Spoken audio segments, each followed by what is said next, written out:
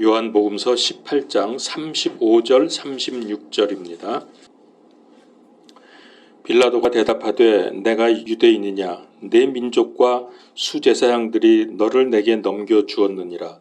내가 무엇을 하였느냐 하매 예수님께서 대답하시되 내 왕국은 이 세상에 속하지 아니하니라. 만일 내 왕국이 이 세상에 속하였더라면 내 종들이 싸워서 나를 유대인들에게 넘겨주지 아니하였으리라. 그러나 지금은 내 왕국이 여기에서 나지 아니하느니라 하시니라. 아멘. 스파이가 뭐하는 사람입니까? 간첩. 본국의 이익을 위해서 적국에 들어가서 정보를 빼내고 본국의 명령에 따라서 활동하며 적국에 타격을 입히는 임무를 수행하는 사람. 그렇게 말할 수 있죠. 스파이. 우리의 본국은 어디입니까? 하나님 왕국이 우리의 본국입니다. 근데 우리는 지금 적국에서 세상 마귀 왕국에서 활동하면서 흑암 꺾고 백성들을 탈출시켜서 하나님의 왕국으로 옮기는 일을 하는 사람들입니다. 이 일은 예수님께서 하셨고 지금 그분의 사역을 위임받아서 우리가 하고 있습니다. 골로새서 1장 13절 14절에 그분께서 우리를 어둠의 권능에서 건져내사 자신의 사랑하는 아들의 왕국으로 옮기셨으니 그분 안에서 우리가 그분의 피를 통해 구속 곧 죄들의 용서를 받았도다. 그렇습니다. 바로 우리가 이 일을 위임받아서 하고 있는 사람들입니다. 또 마귀가 악한 일을 하려고 할 때 그 일을 예수 그리스도 복음의 능력으로 무산시키고 타격을 줍니다. 이게 하나님께서 우리를 본국으로 데려가지 않고 적국에서 살게 하시는 이유입니다. 그래서 빌라도가 예수님께 뭐라고 물었죠? 오늘 말씀해 보니까 내가 무엇을 하였느냐? 그러니까 지금 유대인들이 예수님을 붙잡아서 재판해달라고 예수님을 사형시켜달라고 빌라도에게 넘겼거든요. 그러니까 빌라도가 예수님에게 묻는 겁니다. 35절에 보니까 내가 무엇을 하였느냐? 도대체 뭘 했기에 네가 잡혀서 여기 지금 왔느냐? 그렇게 질문을 했어요. 그런데 36절에 예수님의 답변은 전혀 딴소리를 합니다. 이 질문에 대한 답변이 아니에요. 그런 질문은 답변할 가치가 없다고 생각하셨는지 질문과 전혀 다른 말씀을 자기 자신에 대한 본질적인 말씀을 하고 계십니다. 자, 뭐라고 했는지 우리 다시 한번 봅시다. 36절. 예수님께서 대답하시되 내 왕국은 이 세상에 속하지 아니하니라. 만약 내 왕국이 이 세상에 속하였더라면 내 종들이 싸워서 나를 유대인들에게 넘겨주지 아니하였으리라. 그러나 지금은 내 왕국이 여기에서 나지 아니하느니라. 우리가 듣기에 약간 번역이 좀 그런데 저는 어떻게 번역을 했냐면은 맨 마지막에 내 왕국이 여기에 속한 것이 아니니라 라고 하면은 더 좋을 것 같습니다. 자, 온 세상이 다 예수님 거지만은 지금 세상을 마귀가 장악하고 있기 때문에 예수님께서 마귀 세상을 무너뜨리기 위해서 오셔서 활동을 하셨습니다. 마귀 왕국을 무너뜨리기 위한 절정이 바로 십자가와 부활 사건이었습니다. 여기 이제 본문을 자세히 보세요. 거기 약간 후반부에 그러나 지금은 내 왕국이 여기에 속한 것이 아니니라 그렇게 말씀하셨죠. 그렇다면 지금은 내 왕국이 여기 속한 것이 아니니까 나중에는 이 세상도 하나님의 왕국이 된다라는 뜻이죠. 이 굉장히 중요합니다. 지금은 아니지만 나중에는 이 세상도 내 왕국이 될 거다. 지금은 마귀가 장악하고 있지만 언제 이게 예수님의 왕국으로 바뀝니까? 주님 재림하신 후부터. 주님 재림하시면 지금은 아니지만은 그때는 내 거다. 뭐 그런 말씀이죠. 그래서 우리 그리스도인들도 이 세상 왕국에 속한 사람들이 아닙니다. 지금 우리는 남의 나라에서 살고 있는 사람들입니다. 이걸 우리가 인식하고 사는 게 중요합니다. 자, 그런데 여러분 혹시 개역 성경하고 이 부분을 비교해 보면은 지금은이라고 되어 있는 거기를 개역에는 뭐라 그랬냐면 이제 내 나라는 여기에 속한 것이 아니니라. 이제 내 나라에 속하지 않았다. 이게 무슨 뜻입니까? 이 세상은 예수님께 속하지 않았다는 뜻입니다. 그렇죠? 이거 아주 큰 잘못이고 문제입니다. 제가 지난주인가 지지난주인가 루시퍼를 계명성으로 변조한 것이 얼마나 악한 번역이냐 하는 걸 말씀드렸는데 그거에 버금가는 악한 번역이 바로 이겁니다. 지금은 속하지 않았기 때문에 나중에는 속할 거라는 말씀을 예수님이 하셨는데 이제 속하지 않았다. 계속 속하지 않는다는 거죠. 그러니까 이 왕국은 마귀 왕국이다라고 말하는 의미가 되어버립니다.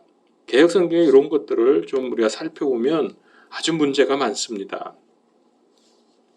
자, 우리는 적국에 살면서 적국을 무너뜨리는 일을 하고 있기 때문에 그 무너뜨리는 일이 뭐죠? 우리가 하는 무너뜨리는 일이 복음 사역이고 전도하는 겁니다. 그래서 우리가 이 사역에 충실하면 항상 고난과 위기 상황이 올 수밖에 없습니다. 그러나 우리 주님께서 해주신 말씀으로 우리는 힘과 위로를 얻습니다. 요한복음 16장 33절 후반부에 세상에서는 너희가 환난을 당할 터이나 기운을 내라. 내가 세상을 이기었노라. 우리가 이 말씀 붙들고 사는 겁니다. 그래서 우리는 앞으로 닥칠 고난과 핍박 속에서도 낙심하거나 겁내지 말고 오히려 그런 것들을 통해서 믿음이 강해지는 것을 인해서 감사해야 할 것입니다. 우리가 적국에 살고 있다는 것을 안다면 반드시 염두에 둘 것이 세 가지가 있습니다. 첫 번째, 본국 명령에 철저히 순종해야 합니다. 하나님 중심의 삶을 사는 것입니다. 그렇지 않으면 본국의 보호를 받을 수가 없습니다. 두 번째, 이 세상은 내 나라가 아니기 때문에 우리는 지금 적국에서 살고 있기 때문에 여기에 소망과 애착을 두지 말아야 합니다. 그렇지 않으면 스파이의 사명을 감당하지 못합니다. 세 번째, 본국에서 우리를 소환할 때까지 고난과 위험을 감수할 각오가 되어 있어야 합니다. 스파이이기 때문에 위험이 항상 있는 겁니다. 하나님은 자기 백성을 보호하시기 위해서 많은 유효한 방법을 가지고 계십니다. 예를 들면은 모든 되어가는 일들 속에서 하나님께서 당신의 뜻을 이루기 위해서 우리를 통해서 움직이시고 또 도우시고 역사하십니다. 그러나 때때로는 급한 상황이 임할 때가 있어요. 그때는 하나님이 급하게 역사하십니다. 예를 들면 천사를 동원하신다든지 아니면 기적을 일으키신다든지 이렇게 해서 우리를 철저하게 보호하고 계십니다. 그래서 우리는 믿음의 선한 싸움에서 결코 패배하거나 손해를 보거나 정복당하지 않습니다. 우리의 본국의 왕은 전지전능하시기 때문입니다. 걱정할 필요가 없습니다. 제가 오래전에 쉰들러 리스트라고 하는 영화를 보았습니다. 상당히 오래됐어요. 기억이 가물가물할 정도인데 여러분들 아마 보셨죠? 그 유명하지 않습니까? 쉰들러 리스트. 1939년 독일 사업가 쉰들러가 독일이 점령한 폴란드에 가서 공장을 운영을 합니다. 이제 돈을 많이 벌 수 있는 기회가 온 거죠. 왜냐하면 유대인들을 무보수로 돈 안 주고 강제 노동을 시킬 수 있기 때문에 인건비 안 들이고 일을 할 수 있으니까 얼마나 좋습니까? 그래서 이제 쉰들러가 폴란드에 가가지고서 유대인들을 잔뜩 모아다가 일을 시켰어요. 그런데 공장에서 쉰들러를 돕고 있던 회계사가 유대인이었거든요. 유대인 회계사의 영향을 받아서 양심의 가책을 받습니다. 이게 사람이 할 일이 아니구나. 그래서 쉰들러가 그때부터 최대로 유대인들을 많이 필요하다고 나치 당원이었거든요. 쉰들러가. 나치에게 얘기를 해서 최대한으로 유대인들을 많이 우리 공장에 보내달라. 그래야 우리나라가 이길 수 있다. 이러면서 유대인들을 많이 모아서 할 수 있는 대로 모아서 그들을 구출해내기 시작을 합니다. 그래서 2차 대전 중에 유대인 학살이 비참한 실사인 것을 보고서 전 재산을 다 바쳐서 쉰들러가 유대인들을 구출해냅니다. 실화인데요. 유대인 1100명을 구해냈습니다. 그리고서 전쟁이 끝나니까 그가 그런 일을 했기 때문에 나치 당원들에게 쫓깁니다. 그래서 도망을 가게 됩니다. 도망을 가면서 그가 중얼거리죠. 왜 내가 더 많은 유대인들을 구하지 못했을까? 무려 1100명이나 구했는데, 그리고 전 재산을 다 바쳤지 않습니까? 참 그런 거 보면은 이 쉰들러가 멋진 사람입니다. 자, 우리도 본국의 소환 명령을 받을 때까지 수고를 해야 되는데, 소환 명령을 받아서 주님 앞에 섰을 때 왜 더 많은 사람들을 구하지 못했을까 후회하지 말아야 됩니다. 지금 우리는 세상에서 성공하고 여기서 잘 살고 편안히 즐기며 사는데 집중할 때가 아닙니다. 많은 그리스도인들이 세상에서 성공하기 위해서 애쓰고 투자하고 그럽니다. 만약에 여러분들이 이런 일에 가장 큰 관심을 두고 산다면 그 한심한 인생입니다. 지금 우리가 그럴 때가 아닙니다. 만약에 그렇다고 하면 영적 전쟁이 뭔지, 왜 해야 되는지, 내 신분이 무엇인지 도무지 감을 못 잡고 있는 겁니다. 제가 개인적인 삶을 무시하려는 게 아닙니다. 하나님이 불러가지 않으시고 적국에서 살게 하시는 이유와 목적이 먼저라는 거예요. 먼저 하나님의 나라와 의의를 구해야죠. 나 잘 먹고 나 편하고 세상에서 행복한 거에다가 초점을 두고 그다음에 남은 거 가지고서 뭐 교회도 다니고 주일도 좀 하려고 하면 안 된다는 겁니다. 돈이나 이 세상의 것들은 하나님이 주시면 누리고 안 주시면 말고 이런 자세가 필요한 거예요. 거기에 열중하면 안 됩니다. 뭐 세상 사람들하고 좀 다른 게 있어야지. 적국 백성과 똑같이 생각하고 산다고 하면 도대체 그런 사람이 어떻게 천국의 스파이가 될 수 있습니까? 어떻게 하나님의 일꾼입니까? 자, 그래서 우리가 똑같이 세상에서 살지만 마귀왕국 백성과 천국 백성 사이에 차이점이 있다는 것을 분명히 알아야 됩니다. 여러분 성경에 보면은 구약의 이집트 나오지 않습니까? 이집트는 세상을 상징합니다. 그리고 이집트 백성들은 세상의 불신자들을 의미합니다. 그런데 그 이집트 땅 안에 고센 땅이라고 하는 데서 히브리들이 살고 있었는데요. 이들은 세상 불신자들 틈에 살고 있는 하나님의 백성입니다. 자, 이 둘의 극명한 차이를 우리가 볼 수 있죠. 세상 백성과 하나님의 백성. 어떤 차이가 있었습니까? 10가지 재앙이 닥쳤는데도 히브리들에게는 영향이 없었어요. 특별히 마지막 죽음의 천사 재앙이 이 둘 사이를 완전히 갈라놓았습니다. 세상 백성인 이집트 가정에는 죽음이 덮쳤지만은 놀랍게도 어린 양의 피를 바른 히브리 가정에는 전혀 아무 문제가 없었습니다. 이렇게 차이가 있는 거예요. 자, 그러면 하나님의 자녀로 세상에서 살고 있는 우리는 불신자들과 어떤 차이점이 있습니까? 뭐 차이점이 있어야지 그리스도인이죠. 네, 아멘. 예배 드려야죠. 재앙과 죽음의 천사의 영향으로부터 벗어나는 것은 그리스도인들의 특권입니다.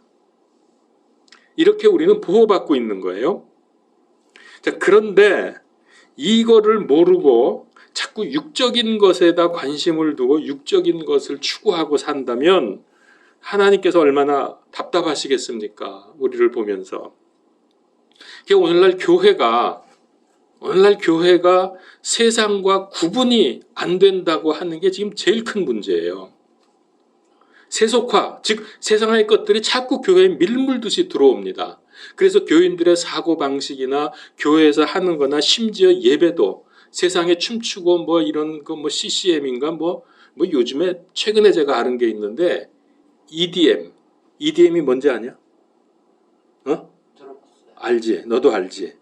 야, 나는 그거 며칠 전에 알았어요. 그래서 그걸 쭉 찾아보니까 한 10년 이상 전부터 우리나라에 들어왔더라고요. EDM이 뭐냐면 일렉트로니컬 댄스 뮤직.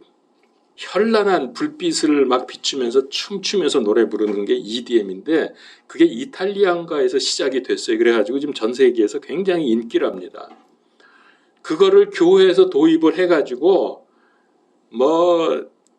그걸 글쎄 좀 표현이 과한가요? 광란의 조명과 이런 걸 막 춤을 추면서 예배를 드렸다고 어느 교회에서.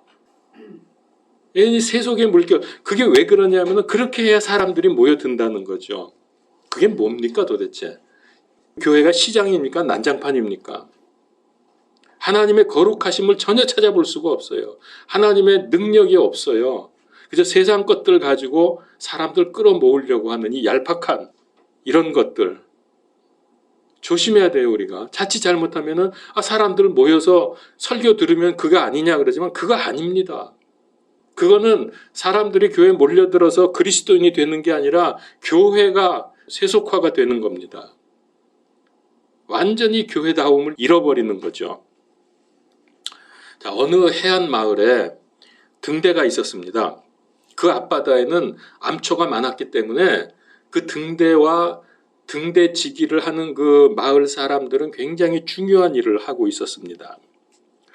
세월을 흘러가면서 참 충실히 그런 일들을 했기 때문에 그 앞바다에서 배들이 안전하게 항해를 할 수 있었습니다.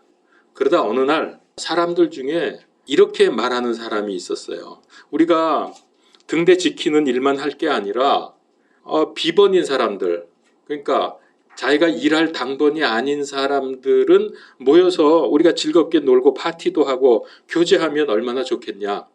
그랬더니 마을 사람들이 그거 좋다고. 그래서 그때부터 비번인 사람들은 파티도 하고 모여서 교제하면서 아주 즐거운 시간을 가졌습니다. 근데 그러다 보니까 마을 앞바다에 자꾸 난파선이 생기는 거예요. 배가 지나가다가 암초에 부딪혀서 부서져요. 자꾸 가라앉습니다. 그래서 사람들이 모여서 다시 회의를 했습니다. 우리가 할 중요한 일을 놔두고 즐기는데 힘을 쓰면 안 되겠다. 우리 다시 등대지기의 일에 더욱 열심을 내자. 그래서 옳소. 그리고서 이제 등대 일에 열심을 했어요. 그랬더니 다시 배가 파선하는 일이 없게 되었습니다. 그러다가 또 어느 날 이런 생각이 들었어요. 아니 우리가 등대 일을만 제대로 하면 되지 남은 시간까지 꼭 아무것도 하지 말라는 법이 있냐? 우리가 등대 일 하라는 것만 잘하면 되지 않냐? 그렇지. 그래가지고서 또다시 우리 등대 일 보는 사람은 열심히 하고 나머지 사람들은 즐거운 인생을 살자. 또 그래서 다시 모여서 파티하면서 지냈습니다. 근데 이게 생각처럼 안 되죠. 얼마 지나니까 또다시 난파선이 생기기 시작을 합니다. 그러니까 또다시 모여서 우리 조심하자 그러다가 또 가고 왔다 갔다. 이게 여러 번 반복이 되는 거예요. 그런데 문제는 이게 반복이 되면서 나중에는 어떤 결과가 왔느냐. 이제는 마을 앞바다에서 배가 파선이 돼도 마을 사람들이 별로 관심을 안 둬요. 그런 거지 뭐 어떻게 배가 지나가다 보면 그럴 수도 있는 거지. 이러면서 자기들 즐기는 일에 관심을 더욱 쏟게 되었습니다. 왜 이런 얘기를 하는가 하면 여기서 암초가 많은 앞바다는 위험이 많은 이 세상을 의미합니다. 이 세상에 지금 배들이 사람들이 지나가는데 자꾸 암초에 걸려서 부서지고 죽으니까 그것을 올바른 길로 인도하기 위해서 등대가 세워졌는데 빛을 비추는 등대가 교회입니다. 그리고 등대지기들은 우리 교인들입니다. 교인들이 모여서 본래의 사명을 잘 감당해야 하는데 자꾸 세상 일, 자기 즐겁고 노는 일에 관심을 갖다 보니까 나중에는 세상의 이 사람들, 배 타고 가는 이 세상 사람들이 자꾸 난파가 됨에도 불구하고 별로 관심이 없어요. 자기 즐기는 일에만 더 몰두하고 뭐 세상에서 다 어차피 멸망할 건데 이러면서 그냥 지난단 말이죠. 이게 오늘날 세속화된 교회의 모습이라는 거예요. 그저 사람 끌어모으는 데만 열중을 하고 있죠. 아마 그래서 하나님께서 경고하시기 위해서 코로나 바이러스로 아마 우리를 때리시는 게 아닌가 그런 생각도 해봅니다. 좀 한심하지 않습니까? 우리가 생각해도 교회가 왜 이렇게 됐을까? 지금 모이지들 잘 못하고 있는 이 시대에 정말 교회가 위기를 맞았는데도 불구하고 관심을 제대로 갖지 않고 있다는 생각이 듭니다. 세상에 교회가 많이 있습니다. 그리고 저마다 올바른 교회를 추구한다고 주장합니다. 그러나 자기도 모르는 새 잘못 가고 있는 교회들이 얼마나 많습니까? 어쩌면 제가 이렇게 말하고 있어도 우리 교회도 지금 뭐가 뭔지도 모르고 잘못 가고 있는지 모르겠습니다. 그래서 늘 영적으로 깨어 있어야 되는 겁니다. 본분을 망각하고 종교놀이하고 있는 이 교회들, 교회는 자기들의 잔치가 즐거워서 세상 사람들이 파선을 당해서 빠져 죽어가고 있는데도 관심이 없다는 거죠. 또 이거를 많이 비판하지 않습니까? 세상에서 교회가 자기들끼리만 즐거워한다고 이런 비판들 많이 듣죠. 자, 이제 우리가 이 마지막 때는 특별히 이런 부분에 대해서 우리가 각성을 하고 조심을 해야 합니다. 자, 마지막 때 윤리의 말씀이 있는데요. 마태복음서 10장 34절에서 39절입니다. 찾아봅시다. 마지막 때의 기독교 윤리라고 하는 부분입니다. 제가 읽겠습니다. 내가 땅에 화평을 주러 온 줄로 생각하지 말라. 나는 화평이 아니라 검을 보내러 왔노라. 사람이 자기 아버지를, 딸이 자기 어머니를, 며느리가 자기 시어머니를 대적하여 불화하게 하려고 내가 왔나니 사람의 원수들이 그의 집안에 속한 자들이리라. 아버지나 어머니를 나보다 더 사랑하는 자는 내게 합당하지 아니하고 아들이나 딸을 나보다 더 사랑하는 자도 내게 합당하지 아니하며 또 자기 십자가를 지고 내 뒤를 따르지 아니하는 자도 내게 합당하지 아니하니라. 자기 생명을 찾는 자는 그것을 잃을 것이요 나로 인하여 자기 생명을 잃는 자는 그것을 찾으리라. 많은 사람들이 좋아하지 않는 구절입니다. 좀 이상해. 그냥 그런가 보다 하고 그냥 슬쩍 넘어가지요. 보통 좋아하는 말씀이 뭡니까?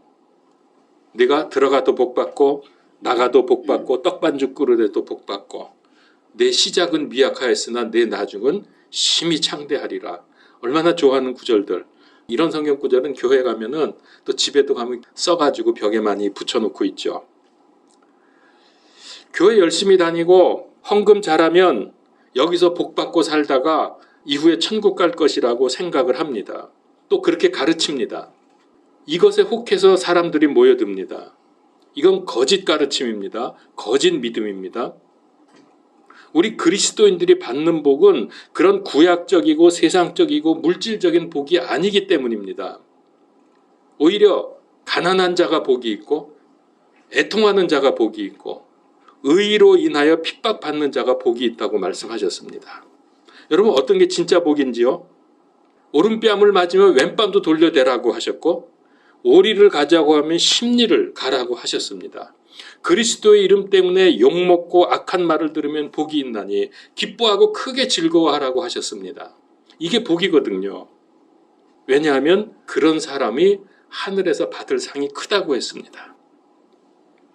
자, 이거를 에베소서 1장 3절에서는 뭐라고 표현했냐면은 하늘의 처소에 있는 영적인 복이라고 했습니다. 우리 신약 성도들은 하늘에 있는 영적인 복을 받는 사람들이지 구약에서 말씀하시는 육적인 복, 그거는 이스라엘 사람들. 이스라엘은 땅의 백성이거든요. 이제 이후에 천년 왕국에서 땅의 백성으로서 이 천년 왕국의 지도자, 제사장의 역할을 하는 사람들입니다. 그래서 그들은 땅의 복을 받는 사람들이에요. 우리는 그때 이 땅에 없습니다. 우리는 올라가 있습니다. 아시죠? 그래서 우리는 하늘의 복을 받는 사람들이에요. 근데 자꾸 땅의 복을 좋아해서 그거 추구하고 그거 받는다고 그러니까 또 그 소리 듣고 모여들고 그거 안 되면 또 떠나고 이게 지금 교회가 난장판이죠. 무슨 교회입니까? 평화의 왕이신 예수님께서 하신 말씀치고는 오늘 이 마태복음 10장 말씀이 좀 이상합니다. 특별히 34절에 다시 보니까 내가 땅에 평화를 보내러 온 줄로 생각하지 말라. 나는 평화가 아니라 검을 보내러 왔노라. 이게 어디 평화의 왕이신 예수님이 하실 말씀입니까? 왜 그러죠?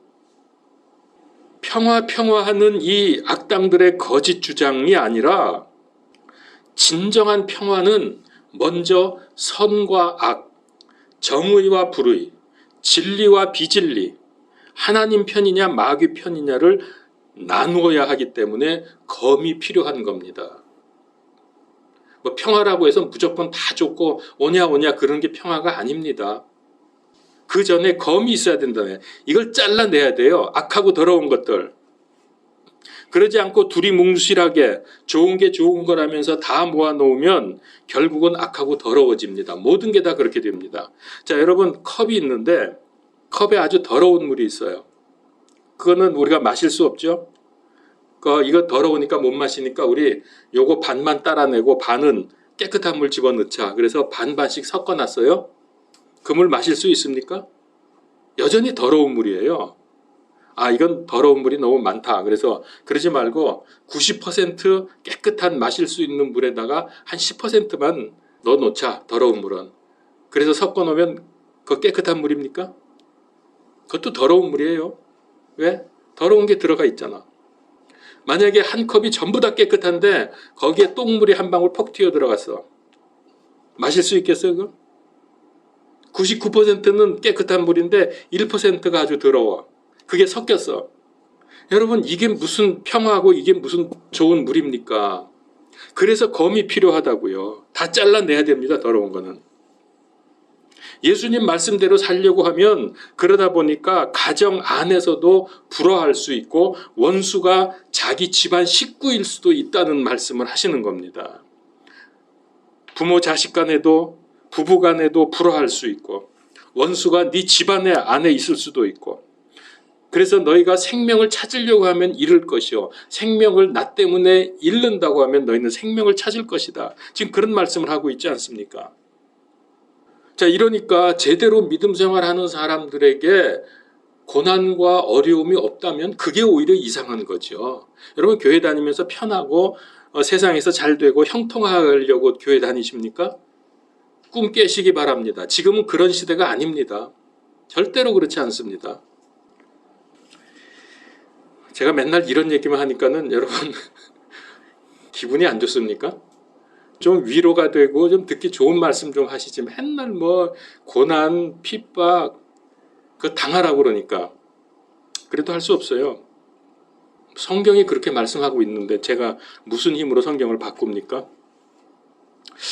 그런데 이제 이 말씀은 예수님의 말씀은 내 이웃을 내 몸과 같이 사랑하라. 디모데전서 5장 8절에 보면은 만일 누가 자기 친족 특히 자기 가족을 돌보지 않는다면 그는 믿음을 부인한 자요 불신자보다 더 나쁜 자니라. 이렇게 가정을 사랑하라고 말씀하고 있는데 여기서는 또 원수가 네 가족 중에 있을 거라고 말씀을 하세요. 서로 위배가 되지 않습니까? 왜 예수님이 하나님이 여기서 이 말하고 저기서 저 말하고 딴소리 합니까? 여러분, 이거 분명히 아셔야 됩니다. 이 마태복음서의 말씀은 가정이나 이웃을 사랑하지 말라는 말이 아닙니다. 예수님보다 그들을 더 사랑하면 안 된다는 말입니다. 예수님보다 가족들을 더 사랑하면은 예수님께 합당하지 않다는 뜻이죠. 그래서 믿음과 불신, 진리와 비진리 중에 어느 편에 설 것이냐를 결단하라는 말씀입니다. 이게 그거지 뭐 가족이 원수, 쳐부숴야 될 원수 그런 뜻이 아닙니다. 그래서 누가복음 14장 28절 이하에 쭉 보면 여러분 어찌 보면 좀 이해하기 어려운 말씀들이 나와요. 거기 무슨 얘기가 있냐면은 어떤 사람이 망대를 세우는데 먼저 비용을 계산해야지 시작만 해놓고 완성하지 못하면 사람들에게 조롱을 받는다. 그런 말씀이 있고요. 또 같은 뜻이지만은 어느 왕이 전쟁을 하려고 하는데 먼저 승산을 따져봐야 되지 않겠냐. 따져보니까 적군이 더 힘이 세가지고 우리가 싸워봤자 소용이 없겠다. 우리가 지겠다. 지면은 다 포로되고 죽는 거 아닙니까? 그래서 그럴 때는 싸우지 말고 사신단을 보내서 화친을 하라. 그러지 않겠냐. 이게 일반적이고 보통 사고방식 아닙니까? 우리도 이처럼 예수님의 제자로 살려고 하면 먼저 계산해 보라는 거예요. 그냥 일 벌려놓지 말고 제자로 살 때 치러야 될 대가가 있죠. 제가 계속 말씀드리지 않습니까? 고난과 핍박이 있고 우리는 그것을 감수해야 된다. 예수님의 제자로 살 때 치러야 될 핍박과 어려움이 있는데 그걸 한번 네가 계산해 봐라. 계산해 보니까 그래도 내가 예수님의 제자로 살 만한 가치가 있다라고 판단이 되면 그때 나를 따라오라.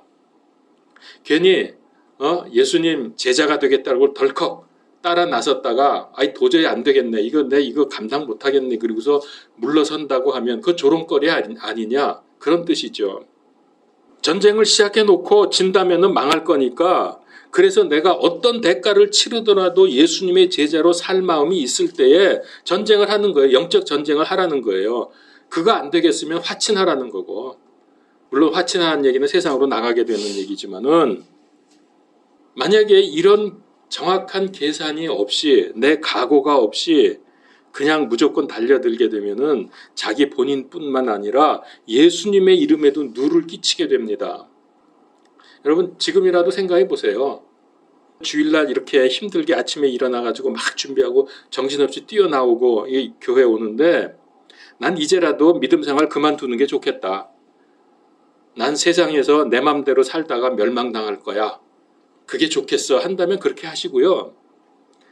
그게 아니고 난 그래도 믿음으로 살고 예수님 따라갈 거야 그러면 거기에 따른 각오가 있고 내게 오는 어려움과 문제가 있더라도 믿음으로 감당할 만한 그런 믿음의 자세가 있어야죠.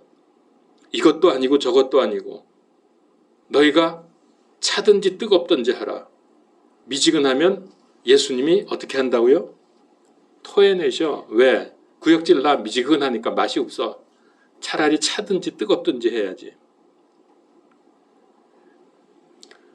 스파이가 적국에서 활동할 때 반드시 마음에 각오해야 될 것이 있습니다. 내 나라, 즉 천국이죠. 내 나라를 위해서 나는 목숨 걸겠다. 이런 각오. 이런 마음이 없이 스파이 활동은 불가능합니다. 그거 언제 죽을지 몰라요. 언제 잡혀갈지 몰라요. 근데 그러다가 위기 때 변절해가지고 믿음을 배반한다면 그거 얼마나 비참합니까? 이것도 아니고 저것도 아니고. 달림을 보면 알 수 있죠. 목숨 걸고 자기가 살고 있는 나라 무너뜨리겠다고 각오하고 체면도 이성도 위신도 다 내버리고 지금 애쓰고 있지 않습니까? 근데 우리는 뭡니까? 다시 말씀드립니다. 스파이는 나를 위해 살지 않습니다. 본국을 위해서 목숨을 겁니다. 사도행전 20장 24절 내가 나의 생명도 귀한 것으로 여기지 아니하노니 이것은 내가 나의 달려갈 길과 주 예수께 받은 사역 곧 하나님의 은혜의 복음을 증언하는 일을 기쁨으로 끝마치고자 함이라. 얼마나 멋있습니까? 사도행전 4장 19절 그러나 베드로와 요한이 그들에게 응답하여 이르되 너희 말을 듣는 것이 하나님의 말씀을 듣는 것보다 하나님의 눈앞에서 옳은지 너희가 판단하라. 갈라디아서 2장 20절 내가 그리스도와 함께 십자가에 못 박혀 있으나 그럼에도 불구하고 사노라. 그러나 내가 아니요 그리스도께서 내 안에 사시느니라. 나는 지금 내가 육체 안에 사는 삶을 나를 사랑하사 나를 위해 자신을 주신 하나님의 아들을 믿는 믿음으로 사노라. 여러분 먹고 사는데 지장이 없으면서도 여전히 무엇을 먹을까 무엇을 마실까 무엇을 입을까 염려하면서 살 겁니까? 로마서 14장 8절에 우리가 살아도 주를 위해 살고 죽어도 주를 위해 죽나니 그러므로 살든지 죽든지 우리는 주의 것이로다. 좀 이런 각오가 있어야 적국에 파견된 스파이로서 그 활약을 할 수 있지 않습니까? 이거는 무슨 하나님께서 멋있는 말 하기 위해서 이렇게 말씀하신 게 아니라 우리 보고 이렇게 살고 이렇게 죽으라고 하신 말씀입니다. 어떻게 해요? 주를 위해서, 주를 위해 살고 주를 위해 죽으라는 거예요. 이게 천국에서 파송된 스파이의 삶의 자세입니다. 그리고 아직도 우리를 불러가시지 않는 이유이기도 합니다. 그래서 우리 아까 봤죠? 마태복음서 10장 39절에서 자기 생명을 찾는 자는 그것을 잃을 것이요 나로 인하여 자기 생명을 잃는 자는 그것을 찾으리라. 이것이 생명에 대한 영적인 법칙입니다. 잃으면 찾고 찾으면 잃고 세상 법칙하고는 반대죠. 예수님 때문에 육의 생명을 잃으면 영원한 생명을 얻습니다.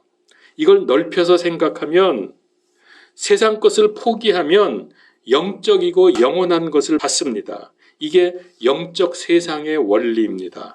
영적 세상의 진리입니다. 그런데 마귀는 반대로 우리에게 생각하게 합니다. 너를 위해서 살아라. 세상은 너를 위해서 있다. 그러니까 세상의 것 많이 많이 가져라. 그러면 너 행복할 거야. 이게 마귀가 주는 생각이거든요. 얼마나 대부분의 사람들이 이 생각에 잡혀 있지 않습니까? 그래서 더 많이, 더 높이 이러면서 살고 있지 않습니까? 그래서 교회의 신앙을 가장한 이 번영신학, 이게 마귀신학이라는 거예요. 우리는 나 중심이 아니라 하나님 중심의 삶을 살아야 합니다. 내가 원하는 것이 아니라 하나님이 원하시는 것을 하면서 살아야 됩니다. 고린도전서 10장 31절 그런즉 너희가 먹든지 마시든지 무엇을 하든지 모든 일을 하나님의 영광을 위하여 하라. 적국에 살고 있는 스파이에게 하나님의 영광을 위해서 주어진 임무와 사명을 하라는 것, 그게 있다는 거죠. 마귀가 장악하고 있는 이 어두운 세상에서 우리가 빛이 되어야 하고 썩는 냄새가 풀풀 나는 더러운 세상에서 소금이 되어야 하는 임무가 우리에게 있습니다. 그리고 그 속에 살면서 멸망의 길을 가고 있는 사람들을 살살 꼬셔야 돼요. 꼬셔내가지고 하늘 왕국으로 국적을 바꾸어주는 그런 사명이 우리에게 있습니다. 친구들 많이 꼬셔야 돼. 복음으로. 만나고 놀러만 다니지 말고 개들 하십니까? 개 모임? 그냥 개 하지 말고 살살 그 개원들을 꼬셔요. 꼬여내가지고 복음 안으로 들어가게. 자꾸 얘기를 해줘야죠. 그게 우리의 사명이거든요. 우리가 이 사명에 목숨을 걸었다면 우리는 전혀 두려워할 것이 없습니다. 여호수아서 1장 9절 내가 네게 명령하지 아니하였느냐 마음을 강하게 하고 크게 용기를 내라 두려워하지 말며 너는 놀라지 말라 네가 어디로 가든지 주 내 하나님이 너와 함께 하느니라. 아멘. 기도하겠습니다. 하나님, 우리가 적국에 몰래 파송되어 있는 스파입니다. 간첩의 사명을 잘 감당하기를 원합니다. 자꾸 우리가 이 적국의 것을 보고 좋아하며 그것 따라가지 않게 하시고 하늘의 소망을 두고 하늘 백성으로 살아가게 하여 주시옵소서.